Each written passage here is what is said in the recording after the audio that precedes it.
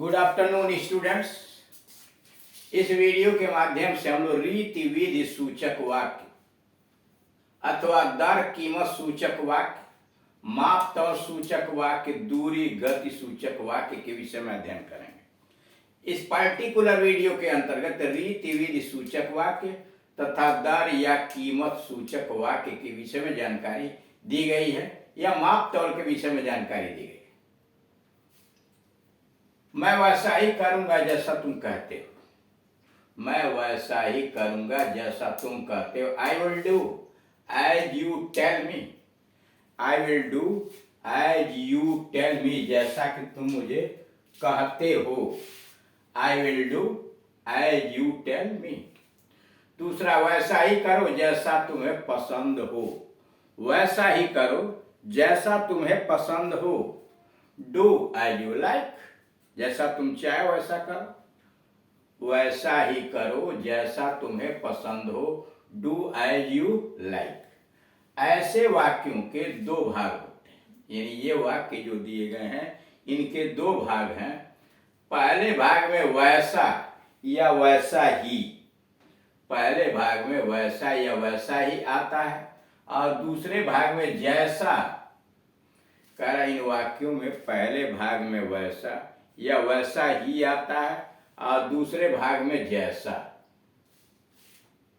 इस प्रकार के जैसा से कार्य करने की रीत ढंग का बोध होता है। इस प्रकार के जैसा से कार्य करने की रीत, उसके ढंग का बोध होता है। Rules PC plus as plus SC.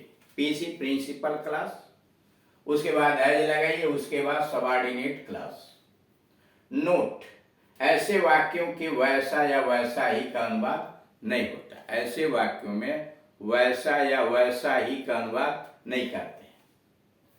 अब अगला पैटर्न है, वह इस तरह चलता है मानो वह लंगड़ा हो। वह इस तरह चलता है मानो वह लंगड़ा हो। ही वॉक्स एज इफ या as though he were lame. He walks as if या एज दो ही वेयर लेम। वह चलता है मानो कि लंगड़ा हो।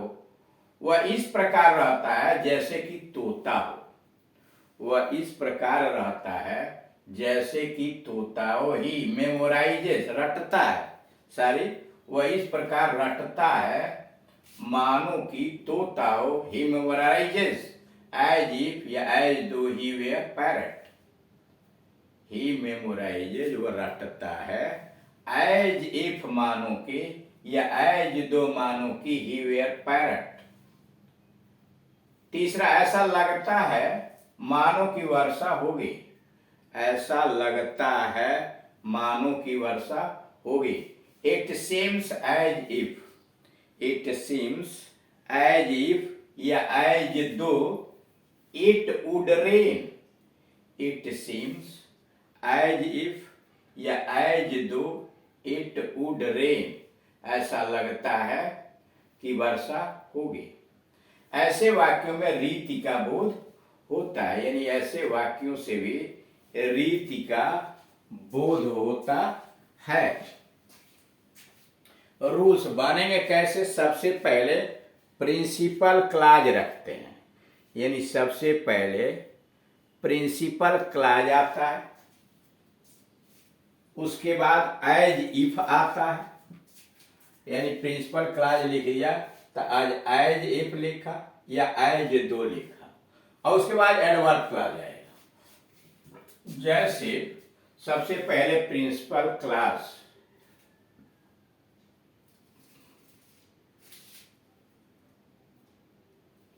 मैं वैसा ही करूंगा। नहीं सॉरी, वह इस तरह चलता है मानो लंगड़ा हो। ही वॉक्स, वह चलता है, ये प्रिंसिपल क्लास है।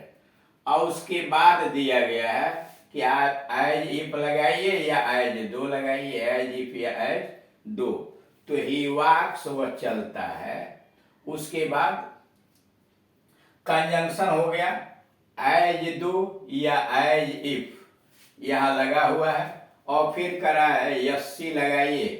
यस्सी लगाइए का मतलब यह हुआ कि एडवर्ब क्लास सबऑर्डिनेट क्लॉज यानी एडवर्ब क्लॉज लगाइए तो यहाँ आप देख रहे हैं कि ये हुआ he were parrot, he were parrot, he were lame. अब इसे देखिए, यह प्रिंसिपल क्लॉज हुआ, ही वॉक्स वह चलता है, एज इफ या एज दो कंजंक्शन लगा दिया जोड़ने के लिए। उसके बाद एडवर्ब क्लॉज है ही वेयर लेम, ही वेयर लेम। इसमें देख रहा है ही सब्जेक्ट और मेमोराइजेज उसका वर्ब हुआ, यह दोनों मिलकर पीसी बना रहे हैं यानी प्रिंसिपल क्लॉज बना रहे हैं। उसके बाद एज इफ या एज दो, और उसके बाद adverb clause he were parrot, he were parrot. Note number 1, मानो जैसे का अनुवाद होता है एज इफ। हिंदी में जो मानो आया है चलता है मानो या जैसे कि, इनका अनुवाद होता है एज इफ या एज दो। वह ऐसे चलता है मानो कि, या वह ऐसे चलता है जैसे कि। तो जैसे कि या मानो कि का अनुवाद होता है एज इफ, एज दो। और इनसे आरंभ होने वाले क्लॉज होते हैं एडवर्ब क्लॉज, और इनसे जो उपवाक्य शुरू होता है एज दो या एज इफ से, वह होता है एडवर्ब क्लॉज यानी क्रिया विशेषण उपवाक्य। यह भी देखें कि ऐसे एडवर्ब क्लॉज में पास्ट टेंस, यानी यह भी ध्यान दीजिए कि ऐसे एडवर्ब क्लॉज के अंतर्गत पास्ट टेंस और प्लूरल वर्ब का प्रयोग होता है। कर यह जो ध्यान देने की बात है कि इस बात का भी ध्यान रखें कि ऐसे वाक्यों के अंतर्गत जो आप यस्सी लिख रहे हैं, सबऑर्डिनेट क्लॉज लिख रहे हैं, यानी एडवर्ब क्लॉज लिख रहे हैं, उसमें एडवर्ब क्लॉज में पास्ट टेंस में क्रिया बहुवचन की होगी। जैसे उदाहरण दिया एज इफ ही वेयर, मानो कि वह हो। अब अगला नमूना देखिए, वह मीटर के यानी नाप तौल यहां आ गया, नाप तौल। वह मीटर के हिसाब से कपड़ा बेचता है, वह मीटर के हिसाब से कपड़ा बेचता है। He sells cloth by the metre, he sells cloth by the metre. वह दर्जन की दर से अंडा बेचती है, वह दर्जन की दर से अंडा बेचती है। She sells eggs by the dozen, she sells eggs by the dozen. हम लीटर्स की दर से पेट्रोल खरीदते हैं, we buy petrol by the litre, we buy petrol by the litre.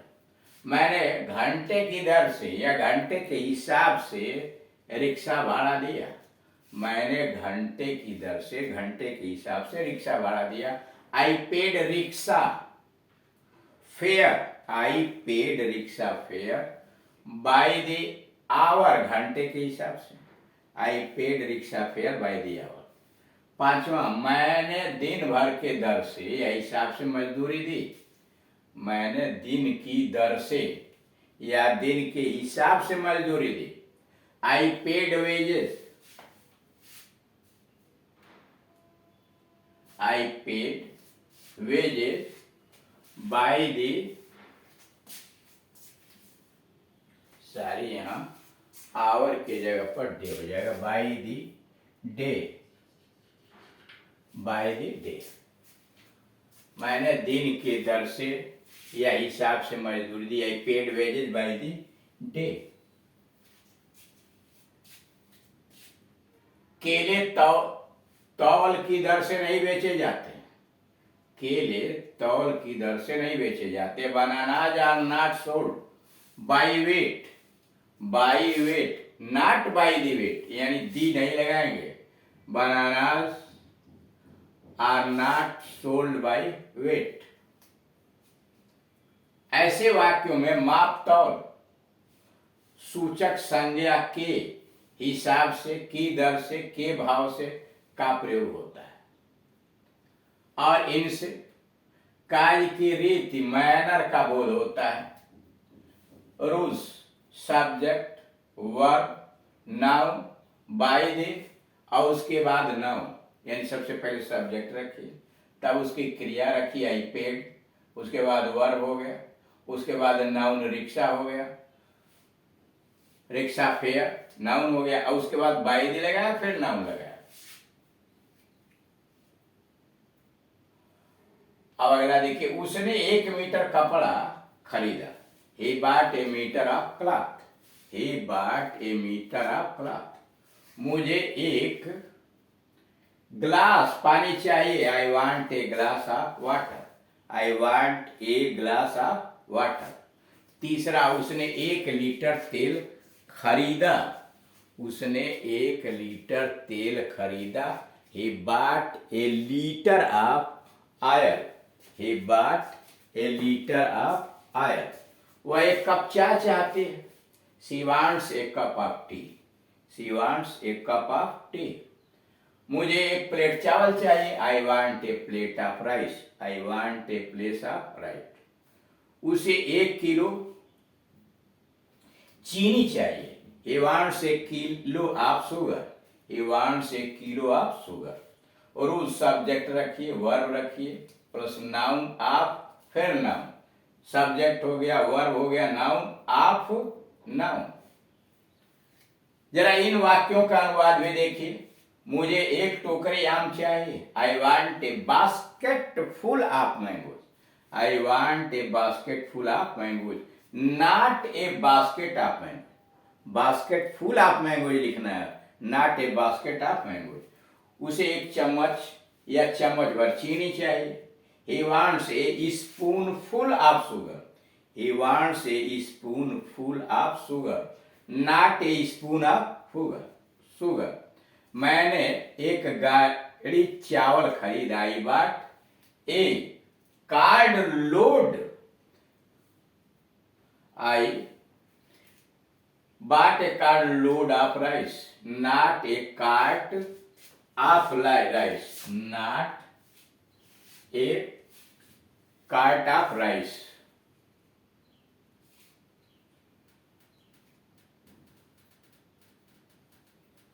उसे 1 मुट्ठी या मुट्ठी भर चावल चाहिए, he wants a handful of rice, he wants a handful of rice, not a hand of rice।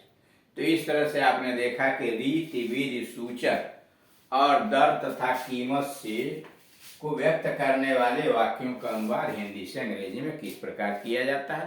धन्यवाद।